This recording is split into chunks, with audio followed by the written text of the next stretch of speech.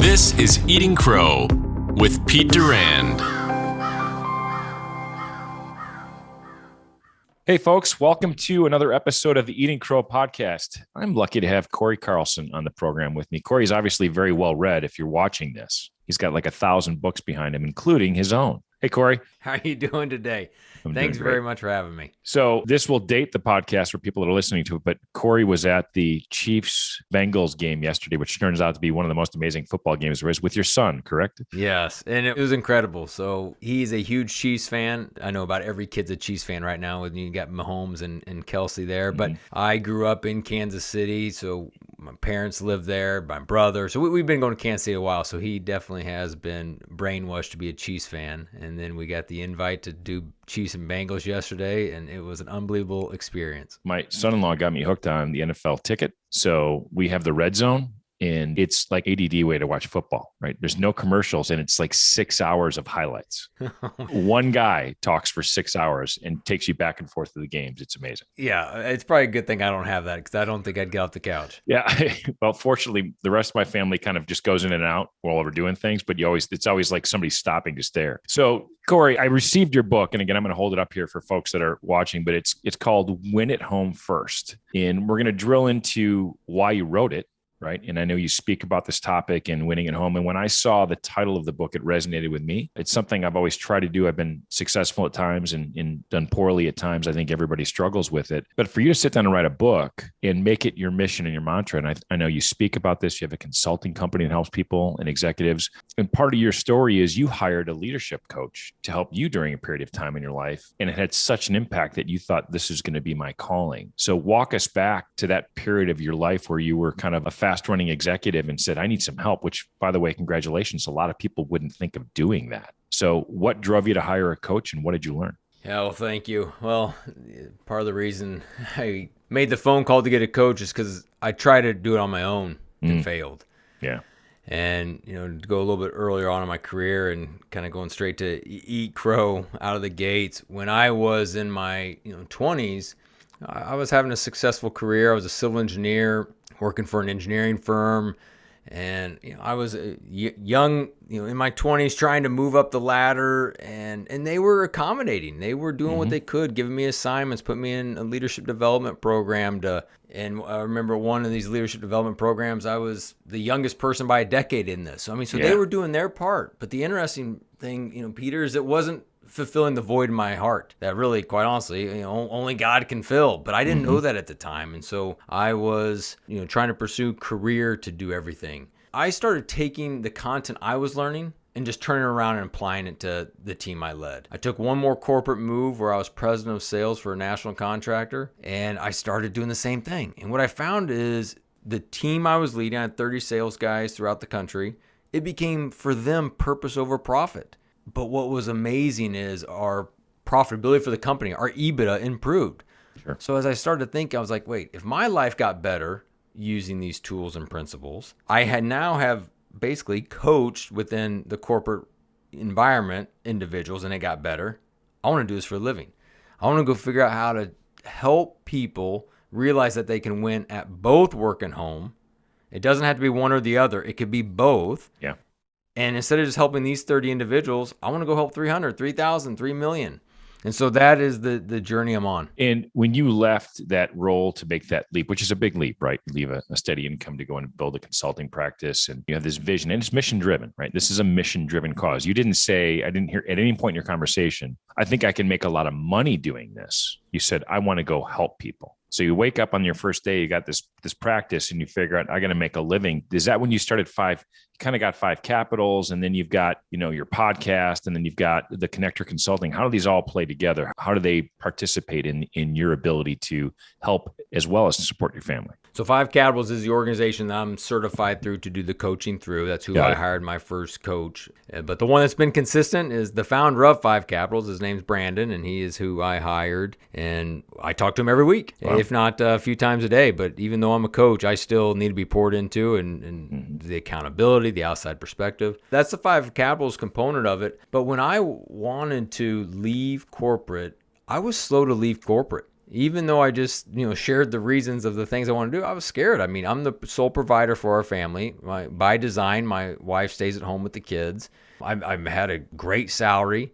Insurance was paid for. And so it was slow to leave corporate because, one, the security, or so we think we have security when we work for a company. But there's some identity that was tied into it, where I was president of sales and what a big fancy title, and made great income. I didn't want to go be making way less than I've ever made, be low totem pole.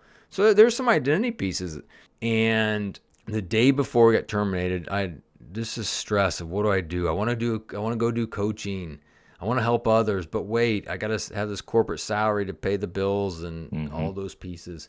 That Sunday, my wife and I participated in a fast our church was doing, and we prayed, and I just declared that, hey, I want clarity on my job. So that next day when I got terminated, I still remember the COO and the CEO, basically, as they terminated me, said, hey, you seem like you're doing great, Cory. I was like, I am. I wanted clarity. This is the clarity I got, and here's my 4 months package to go hustle. Yeah. So over those 4 months, I did just that. I was able to put together 50% of my income through coaching, and then the other 50% with help with sales and marketing for a company here in Cincinnati. Nice. And then over a course of a couple of years, that 50-50 went down to 75-25, then 90-10, and then eventually to 100% coaching, 0% helping the other company. You hit on a couple of interesting things, and I know I've struggled with this as well, that identity part, right? Where you're a CEO or a president or a big title in a company, and you go to be the owner, chief cook, bottle washer, toilet cleaner of a company with no income. Your work identity, but also your home identity, right? As a provider and things. Those are things a lot of people struggle with. It takes a lot of teamwork, right? I mean, your family and your spouse have to understand what this is going to be like, and probably some choices during that transition time that have to be made. But once you gear down and find who your customer is, it's extremely rewarding when you're running your own practice or your own business. Yeah, absolutely.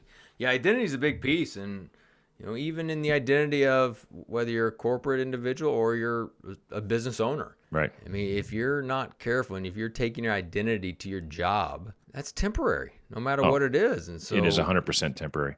And you just got to be careful of that. And it's been a thing I've had to grow in. And now as a parent, that's a big part we talk to our kids about. Oldest is a competitive dancer. Well, I got to make sure her identity is not tied into being a competitive dancer, because when she goes to college, well, we don't know exactly if she's going to try out to be on a dancing, squad for a college or not. We're still talking about all that. But eventually she's going to stop dancing. Mm-hmm. And I can't have her identity tied, encourage her not to have her identity tied to dancing, because when that goes away, I don't want her value or worth to go away. So talking about who you are to our kids versus what they do is so critical to the success of setting up our kids, basically for, long-term success throughout their life. Yeah, I think that's really poignant. And for people that are listening that have kids and ready to enter their teens, right, where they start into these, their formative years are earlier, but they really start to shape who they are when they start to get surrounded by other people and other people's parents, right? As soon as your kids go to school, they're being parented by all the other kids' classmates' parents as well. That's right. Cory, let's step back a little bit and talk about this book. So you kind of described, and by the way, we have some guests who come out with their eating crow moments at different points in the podcast. You kind of set that stage, right? Those are some pretty serious things that played a crow that you had to swallow and eat and get your family through. When you started the business, at what point did you realize I've got a book here? Right? I think I've got a book that I can capture and give people a guideline. And other thing I'm going to stress for those people listening to this, if you haven't considered coaching or therapy or someone to talk to, you use the word accountability, you really need to. That accountability piece is, and you have to have somebody who's going to be really honest with you, right? And hold you accountable. So as you went through your leadership training with these other folks, and how did the book come into play? I mean, when did you start to write it and kind of take notes and get prepared to do that? Before I go there, you made a comment about, for the listeners, consider coaching. And I hired a coach myself. As I told you, I've done that a few different times over the last decade. And I did about 18 months ago. And this individual said, hey, call all of your existing clients and ask them why they stick around. And so I did just that. I called them all, and I was so surprised, and I shouldn't have been, but they all said either number one or number two was the reason that they hire me is for accountability, which you mentioned, and outside perspective. Leadership's lonely at the top, and so you can't go confide everything in about your business with your spouse, with your coworkers, because some of it is you're navigating yourself. So outside perspective accountability. And I was like, well, what about the spiritual element? They're like, that's nice. I've grown in my faith. Well, what about the idea of winning at home first? Well, I'm a better, parent and spouse. So it was eye-opening, because so if you are listening, and whether you hire me as a coach or somebody else, I just encourage you. One thing I say so often in coaching is you're not the only one that's experiencing this. I mean, so many people have decision fatigue of everything we've had to work through over these last 18 months with COVID and vaccine and work from home. It's tiring. And so for leaders to know that they're not alone has been so helpful and a confidence boost to many folks. I think it's interesting you mentioned that you were a bit surprised at the reaction or the responses you received. And I was able to participate in a program called Bell Leadership here. My company actually sponsored myself and our whole leadership team thought we could work better together. So my team rated me in all sorts of different categories, and we rated each other. And some pleasant surprises where it looked like I surrounded myself with people who addressed my weaknesses, whether that was conscious or unconscious. That was a good thing. But the things that they rated me high on and the things that they rated me low on were exactly the opposite of why I thought they would be. I was shocked. I said, I thought I really crushed it in these areas. They think I suck at them. And the areas I thought I was really poor, they really like and want to see more of. And that was shocking to me, to your point. That outside perspective, and really I still have that report. I look at it every once in a while to remind myself of, hey, you don't drink too much of your own Kool-Aid, because you're just missing some things. Was this book a really kind of a product of the framework you already use, or how did the book come about? Yeah. So as far as the book goes, I have a coaching, framework that I take all the clients through. Mm-hmm. And there were some quiet times that I was having and just spending time every morning. And I kept getting these promptings that I should write a book. I should share my story with others. I should put this framework into the hands of just leaders. And if they become a client, great. If they don't, and the book's a helpful resource and I never know them, fine. That's great. That's awesome. And so it's interesting. We talked about identity earlier. As I'm getting these promptings to write a book, I'm like, I'm not writing a book. I'm not an author. I'm a civil engineer by degree. I'm a sales guy for a 20-year career. I mean, that's who I am. I mean, I'm not an author. And it just kept happening. And this prompting and this weird feeling of needing to share my story. And there was a phrase that I heard, basically when I came clean of my affair, of hand over your story for a greater story. That started to come back into play of I need to share my story with other leaders, and to let them know they're not alone, and to let them know that they don't have to stay where they're at, that there is a way to grow and get better. When you see authors or people write a book, you really wonder what basis they're writing it from. Have they been to a point in their life that would make me understand that they get me? Right? That they've been through something like this. And the fact that you wanted to share your story, which is difficult, right? And it's difficult to rehash it, talk about it again, but it's so important, because everyone suffers for something like that to a different degree. But the fact that you asked that person the question, I've bet very few people have been that direct with him. I've always found that sincere questioning in times of grief, stress, and whatever are huge relief valves for people. You have two sections of your book that I had noted and scribbled in, and you kind of just touched on one. I want to go back to another one as well. But the first one is pursue your spouse. I like that idea, right? Of courting them or constantly letting them know that you feel this way about roommates is a great description. You become roommates. So when you talk about pursuing your spouse, what are 2 or 3 things you can give someone as advice to say, this is what I mean by pursue your spouse? Yeah, I mean, pursue itself can have somewhat of a risque word sure itself. Can. And people, going right to the bedroom with that thought, out of the gates. And I mean, there's a lot to do before you can even get to the bedroom in that standpoint. And I think so many of us, we did such a great job pursuing our spouses before we were married. We went on dates. We talked. We asked questions. We had grace for them if they made a mistake. We didn't hold a grudge. I mean, there was just so many things that took place when all of us were dating, our girlfriends, boyfriends, whatever, before they became a spouse. And then when they became a spouse, that all unfortunately declines. Mm-hmm. And we just get kind of this somewhat apathetic in our intentionality in our relationship. So you said 2 to 3 things. The 2 that I spend a lot of time trying to just remind myself, but also just encourage my clients to, are you dating your spouse? Going on one-on-one dates. And many people aren't. Like when I first get a client, we'll start talking about going on a date. It's like, hey, when's the last time you went on a date with your spouse? And it's like, I don't know, 6 months ago or, something like that. Oh, we're busy or we have kids or this. And it's like, no, you got to go on a date. You got to sit across the table from them, ask them how they're doing, talk, dream.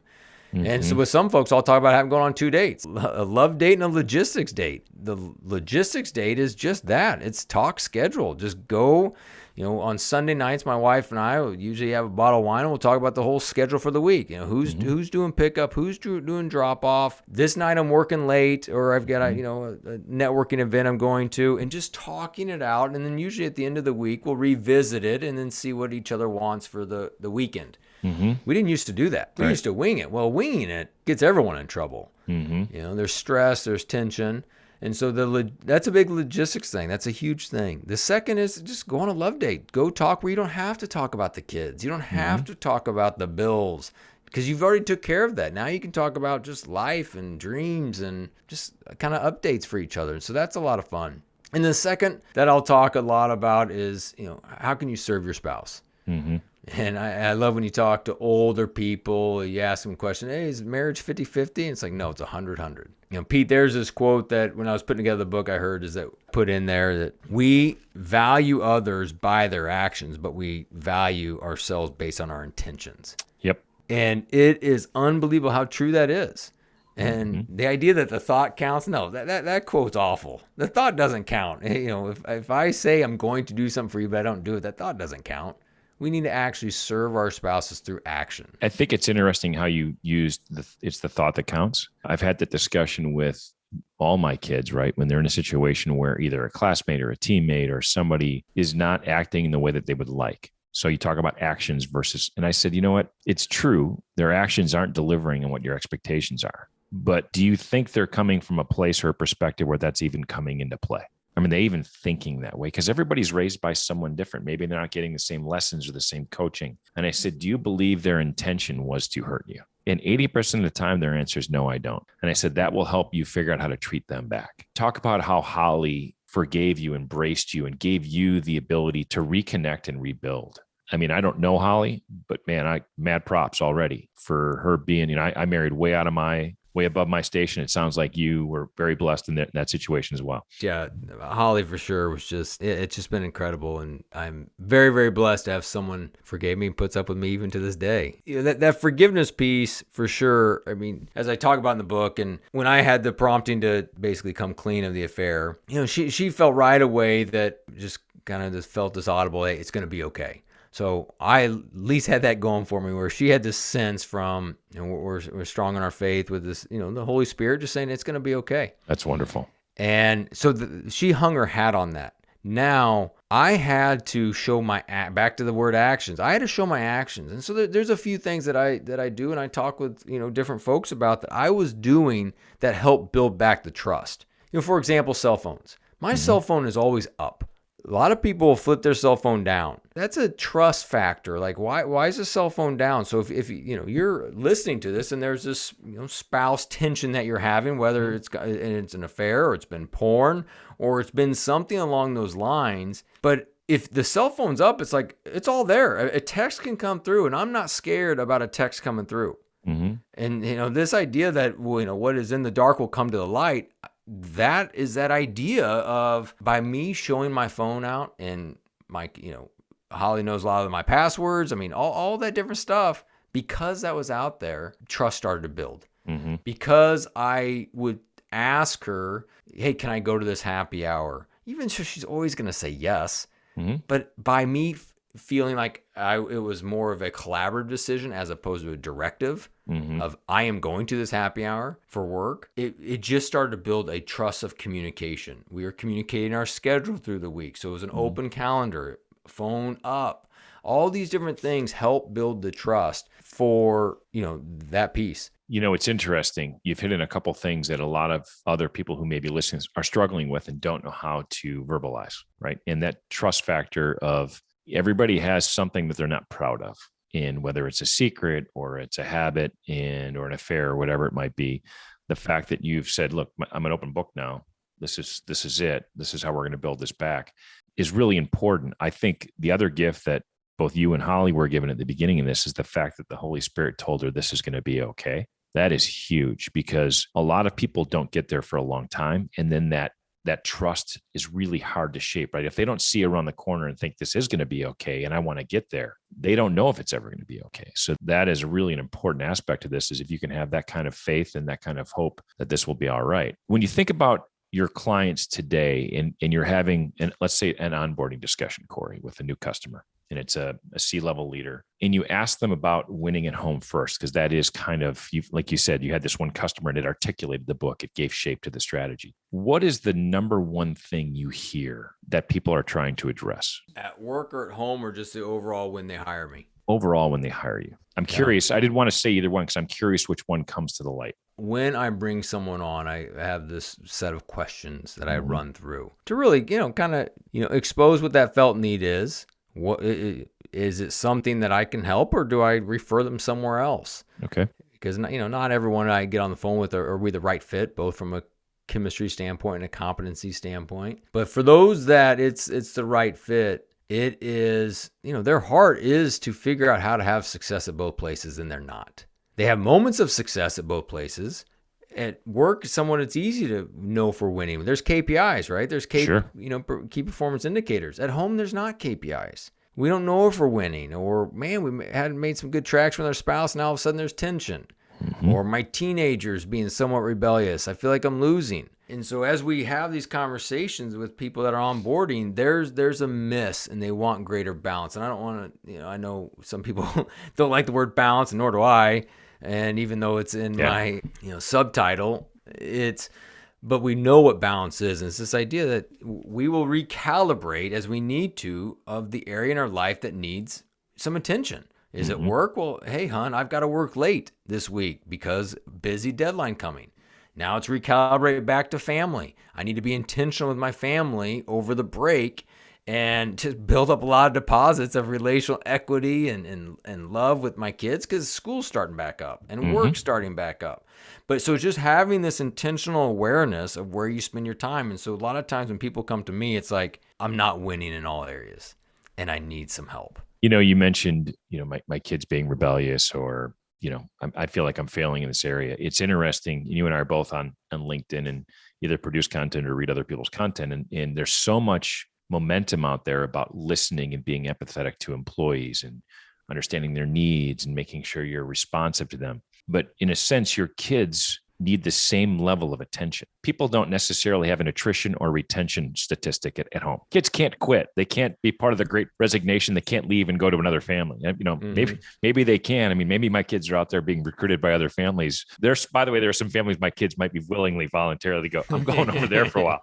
Yeah. But, I think that's a big part of it is helping parents figure out how to listen to their children in a way that pulls them in versus pushes them away. And it's very, very difficult, especially if we have 3 kids. All 3 were very different. My wife has amazing radar. She could literally sense when something was going on with one of the 3 kids. And we would talk about it before we'd approach them, right? We'd literally figure out that what's the best strategy? How do they communicate? What do we think they're going to respond to? If I push too hard here, they're going to shut down. And over time, we started to figure out when one of them would be willing to share what's going on, or when we should just kind of back off and let them work through it on their own. We're so conscious about doing that with employees right now because we can be measured how well we're doing at it, right? But doing that with your family, to your point, is very, very difficult to measure. We could have a separate podcast episode just on that. I think for me, the greatest measurement of success as a parent is if when my kids have kids, if they want to come visit. Do they want to show up and spend time with their parents? Hopefully the answer is yes. A few things. You talked about at the beginning of the podcast about a 360 review. And what I've done in my family, and even encourage some clients and friends to do the same, is just an easy 360 review is one question. I've done this with my spouse and with my kids. Is, hey kids, on a scale of 0 to 10, 10 is a perfect dad. Where am I? It doesn't really matter where the answer is, because the next question is where the gold is. And so let's just say they say a 7. Let's say they say a 4. One thing you mentioned is you're talking about the parenting and listening to our kids versus how we listen to our employees. A lot of times we don't make room to listen to them. We're just, we find ourselves, there's a lot of people listening who they're dictators at home. It's make your bed, get your homework done, do this as dictators. Then there's this other group that's listening that they aren't there. Instead, they're best friends. Yeah. Like they want to be the cool parent. They want to be the cool dad, the cool mom. And so everything's a yes. Well, neither one of those work for a sustainable period, right? If Correct. you're a dictator, the kids march around like little soldiers, and then they go rebel when they get to college and go, buck wild. Absolutely. Or if you're cozy and you're saying yes to everything, now we've just raised a bunch of entitled, spoiled kids. Mm-hmm. What we've got to get to as leaders is recalibrating between inviting them into relationship and then also challenging them into responsibility. And Jesus modeled that for us, right? Come and follow me. It's very invitational, but now it's go. Mm-hmm. Go and make disciples. So it's very high challenge.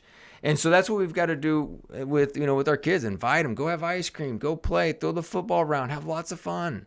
But discipline, time out, take away the iPad, take away the phone. There's got to be this invitation and challenge, relationship and responsibility. No question about it. I think, when I pray for three things with my kids. I pray to know what to say, how to say it, the delivery, and then when to say it. And those three things really hit me because, to your point, right? No coaching or God before noon. That's the when. And that rolling the eyes response, I laugh at my kids. What I've learned with my kids is if I really have something I want to let sink. And by the way, my kids are older, right? Like I said, my kids are out of the house. I'm friends now with my two older children as much as I am their parent. And even though my youngest one is still in college, he's grown into a fine young man. So we're probably more friends than we are parents, but I will write them a letter and the title will be, "This is a dad letter." No response expected. And I know they read it. They might roll their eyes at it, but at some point in their life, it will come back hopefully and serve them if it's been done properly. And my dad was E.F. Hutton. He never said anything.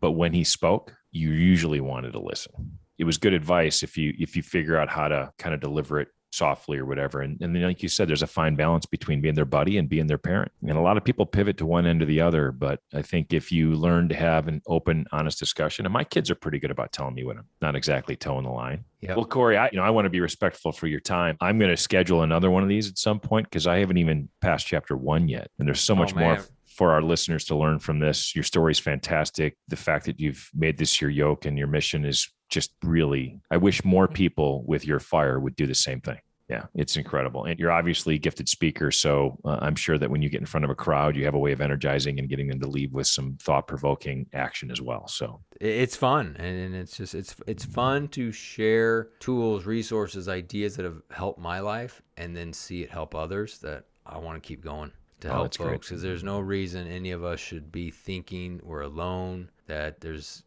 we can. Together, we could figure out how to win both at work and win at home. I'll put your information for both the book and your website in the notes of the show as well. But I think I want to close with a couple key takeaways that I'm going to drill down more into, at least I know in my life for sure. And number one is accountability. I think that reaching out and getting that coach first is something that all of us can benefit from. You're right. When you get to a leadership position, there's not a lot of mentoring available. You have to go seek it. You have to go find it. I'm very fortunate. I've got some friends that hold me accountable. My wife certainly does as well. If you don't have it, seek it out. Just pick up the phone and call a person who you respect tremendously, really tremendously. You think they're morally, and just ask them, "Hey, would you mind spending some time with me as I figure this out?" Maybe you know a coach, maybe you'd be willing to be a coach, and just go talk with them. You'll find it will be very rewarding, right? I think that's great, Cory. And number two is this forgiveness aspect, right? I think with your spouse, your children, and yourself, being able to forgive yourself for these mistakes and getting up every day and trying to be better. I think that's just wonderful lessons, right? Everyday forgiveness, page 125 in the book is one of my favorite. I guess the two comments on that, not that you asked for comments, but two things that just came to mind is just to help others. If you do find a mentor, really encourage them to challenge you for accountability. A lot of mentors, I'm a mentor to some people and I'm a coach to others. Mentors, they want to be encouraging and they want to give guidance, but sometimes we need the actual challenge. So if you go find a mentor that's not a coach, but they're a mentor, is tell them you want the accountability piece and really push that way, because sometimes mentors want to just provide guidance. Well, you know what? That's a great distinction, Cory, and I didn't set that up, but I'm glad you clarified that. There's a difference between a mentor and a coach. The coach has to show you the bad stuff as well as the good stuff. And the mentor is typically, like you said, sometimes that's just an encouragement role. Mm-hmm. So thanks for clarifying that. I think it's also important. You made the investment, by the way, financially to find a coach. Yeah. Well, because coaches show up every time because they're paid. Mentors cancel because they travel and they got jobs, they got their own life. Well, and you both have skin in the game. Yeah. And the last thing I'd say is on forgiveness is, you didn't mention to it, but you kind of alluded to it. I tell you, one of the hardest parts for me in this whole journey, and I know it is for others, is forgiving yourself. I carried with me the baggage of having an affair longer with me than Holly did of me having the affair. Did not think I could be a good husband again because of it. How could I be a good father because of it? I've had some financial challenges due to a bunch of real estate investments I made that went south before the recession in 2008 that we battled with for a long, long time. And so there's even forgiveness of, I can never be a good business owner because I had these real estate challenges that led to foreclosures and short sales and all this. And so I think listeners, whatever you're dealing with, it's forgiving yourself and just releasing that and not carrying that baggage with you every single day to every single meeting, every single appointment, date, whatever it is, and to release that. And so a lot of times when I work with clients, it's to identify what are you carrying with you and let's release it. And we don't have to stay there anymore. And now we can start to move and grow, but we've got to identify it, forgive ourselves, and release it. That's a great closing comment right there, Cory. And if that's your biggest takeaway from this podcast is forgive yourself and go find someone else to make you better as well. Thanks for your time. I'm really grateful we have had a chance to do this. And I look forward to finishing the book and sharing it with others. Pete, thank you very much for the opportunity. I'm so grateful our paths have crossed. My pleasure. Thanks for checking out Eating Crow. Like and subscribe so you never miss a video.